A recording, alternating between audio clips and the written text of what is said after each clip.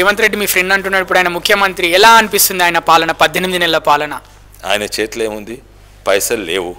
రేవంత్ రెడ్డి చెప్పిండు, నన్ను చీల్చినా కూడా ఒక్క పైస వెళ్ళదు. ఆయన చేతిలో ఏముంది? చాలా డెసిషన్స్ అక్కడైతాయి.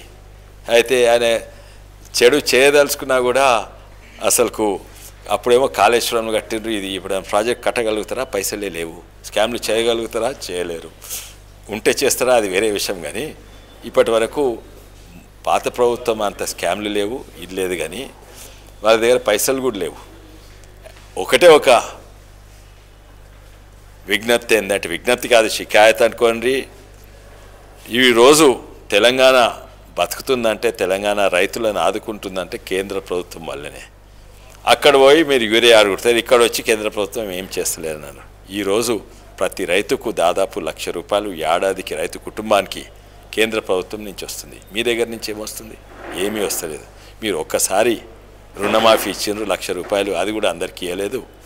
అండ్ అదే ఎక్కువ చెప్పుకుంటుండ్రు. మేము ప్రతి ఏడాది ₹1,00,000 కంటే ఎక్కువ ఇస్తున్నాము ప్రతి కుటుంబానికి.